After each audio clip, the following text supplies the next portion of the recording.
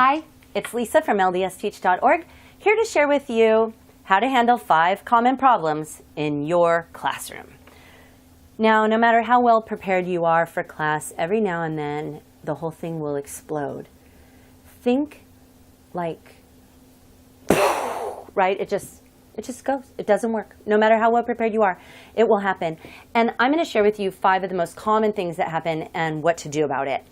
So, first of all, you may be thinking, why should I worry about it? Like, stuff's going to go wrong, just let it go wrong. Well, one of the problems with it is that it can disinvite the spirit, and you can't really teach if you don't have spirit. So if stuff goes really wrong, you want to make sure that you fix it at least well enough that the spirit comes back. Next is, when stuff goes wrong, especially if it goes wrong consistently, at first class members will be irritated at whatever is causing the problem, but they will very quickly become irritated with you. Once they become irritated with you, then they become irritated with your class. Once they become irritated with the class, it's kind of like if you give a mouse a cookie, they never come to semi-school again. It's kind of like that. So you don't want that. Next, it's also hard to teach when you feel like you're in the crosshairs, right? So if stuff is going wrong and you feel like people are turning against you, it's really hard to teach like that. It's intimidating, it's demotivating. I was going to say disincentivizing, but I think that's maybe the same thing. These things are not good dynamics for a successful class that inspires and resonates and strengthens your class. So, what are some common problems that you can expect to see? And if you're a brand new teacher, don't worry, you won't see them all in one class period. First, over-participators. Second, I'm going to go through all 5 and then I'm going to tell you what to do about them. First, over-participators. Second, false doctrine. Third, tangential comments. Fourth, contention. And 5, under-participators. Now, fixing this takes more than just wishing on a dandelion. Fixing this takes more than wishing on a dandelion. So, preparation is the bread and butter of handling all of these issues. An engaged, well-designed, balanced learning experience is the best defense. I had to read that because that's a good line, right? Let me say it one more time. An engaging, well-designed, balanced learning experience is your best defense. Be sure you set expectations from the beginning. Don't make people wonder how the class is going to go, right? What should they do? What kind of participation is welcome? Decide, how are you going to handle questions? If you want them to raise their hands, tell them that. Say, please don't blurt out, we're going to raise hands today. Set the expectation ahead of time. Even the length of responses is in your hands. You can say things like, let's see how many responses we can get in a minute, or we're going to limit all responses to 15 seconds or less. Let's see how focused in on our responses we can be. You set the limits. Your role as the teacher is to facilitate a learning experience for everybody there, not 1 or 2 people. Think about the issues that you've seen in your class and do an expectation audit, right? What are expectations that you need to set? So it's going to differ from class to class, right? When you're teaching young kids, the expectation may be that they're going to stay in the room, right? Whereas with adults, it may be the expectation that they're going to stay focused, that they're going to be willing to respond when called on, that they're not going to blurt out, that they're not going to engage in a lot of sidebar conversation that is disruptive and distracting to people around them. Whatever. Create an expectation audit. What are processes that maybe you need in place that you don't have now?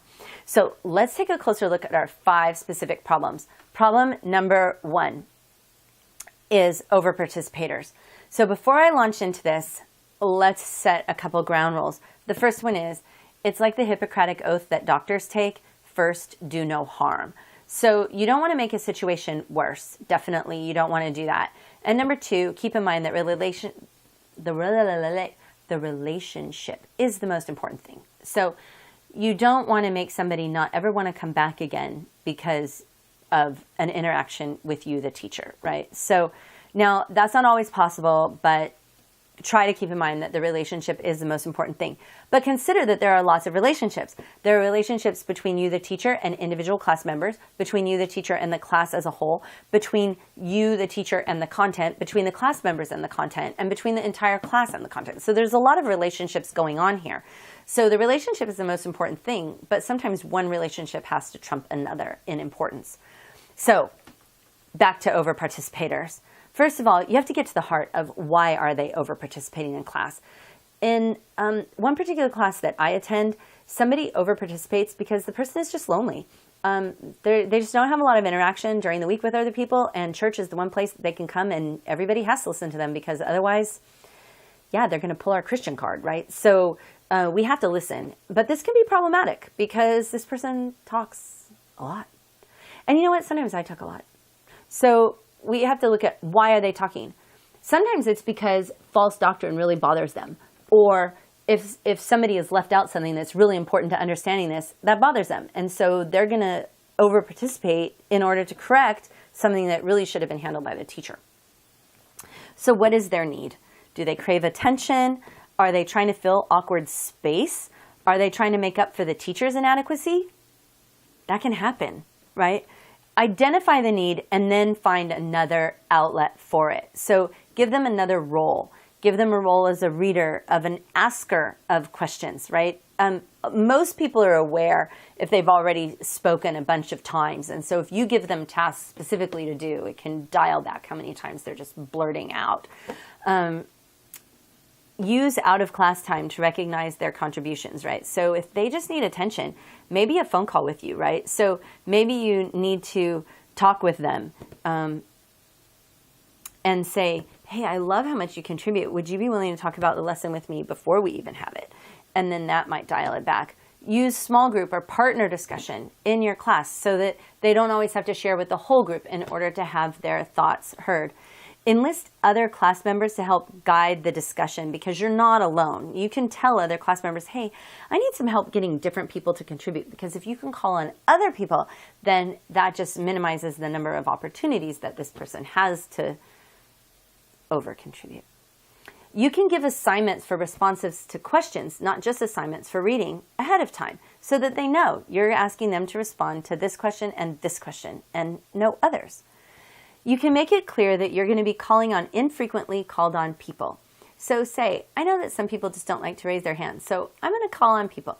And then tell them ahead of time that you're going to call on them, right? Don't just spring it on them. A lot of people don't like that. Some people have anxiety. Use a predetermined signal to tell the person that it's time to wrap up the response, right? Speak to the person privately and gently. Now, I will say that I have done this before and had it totally backfire on me, because some people, no matter how kind, no matter how gentle you are just going to be defensive, and there's not a lot you can do about it. And sometimes you're going to talk to them and it won't even help. It is true. But it may get there. If that's the case, get outside help. Maybe the Sunday school president or somebody else who's in charge of the class could talk to the person as well. Problem number 2, false doctrine. Well, first of all, consider, how false is it? Because not all false doctrine is created equally. Sometimes it's just faith-promoting rumor. It isn't necessarily damaging. If it's damaging, then you need to address it. If it's just kind of off-topic, kind of false, then you might want to just let it go. Ask the person to clarify what they mean. Sometimes their false doctrine isn't actually as crazy as it sounds once they get to set it in context. Next, give them the burden of proof. So you can say something like, I've never heard that. Could you please bring us a source for that for next week? And just put it right back on them. You as the teacher are not responsible for clarifying all kinds of doctrine if you're not expected to know everything, right? So you can tell that person who's sharing the false doctrine or who asks a question to look it up.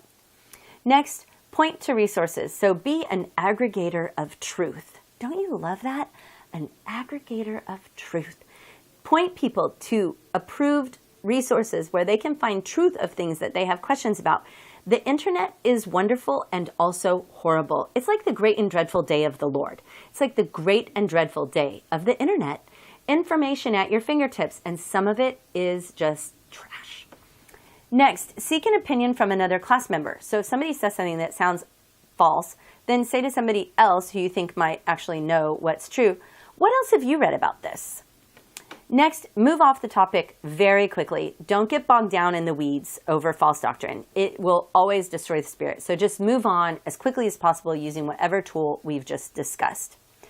Problem number 3, tangential comments, like hit into left field. You are the baseball, and it goes into left field. Where did you even get that, right? That happens, you know, the comments that are way out there. So what do? The guiding principle is that not all ideas are equally useful. For instance, you used to be able to buy this thing that would let you make your hard-boiled eggs square. That's not useful.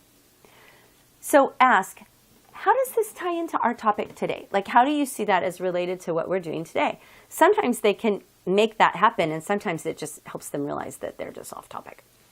Say, that will be a crucial idea in a coming lesson. So can you remind me when we get to that, right? That's the kind way of saying, you're totally off topic. We're not there yet, right? Next, you can actually use a prop, like a Matchbox car. We're getting off track, right? And make it funny. You can put some phrases in your toolbox, like, oh, let's stick with this idea here, right? Or let's steer this ship in a different direction. Or let me slide a course adjustment in here.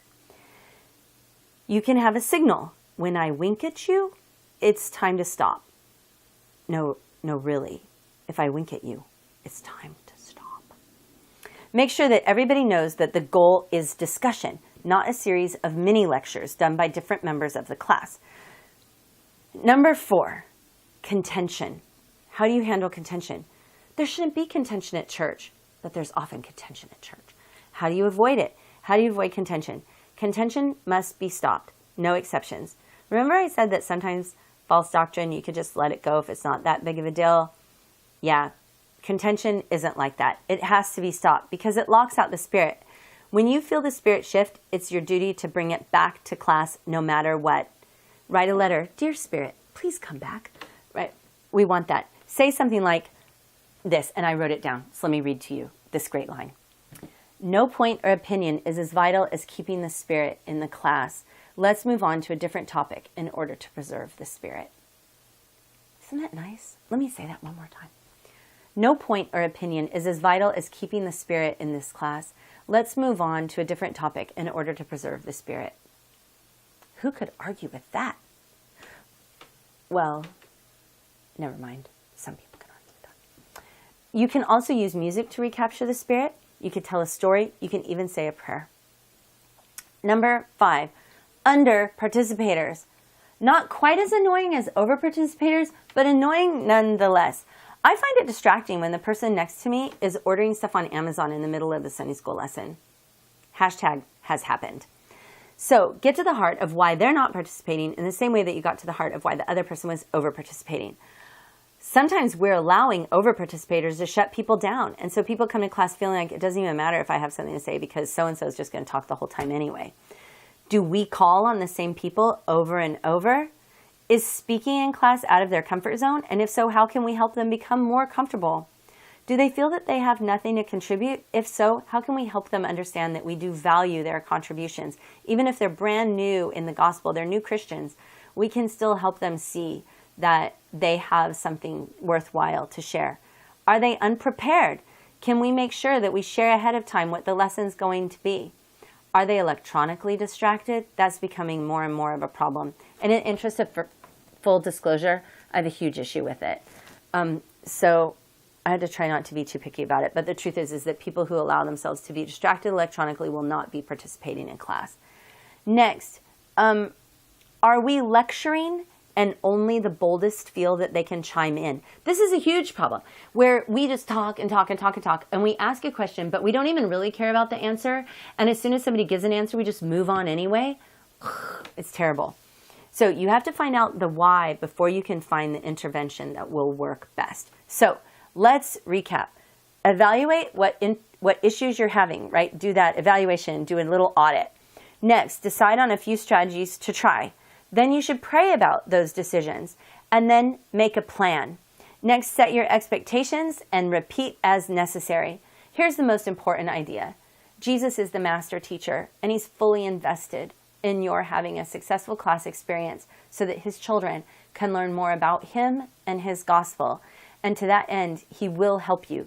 As a teacher, you are entitled to the Spirit to help you know how to address these and any other issues that you have as a teacher.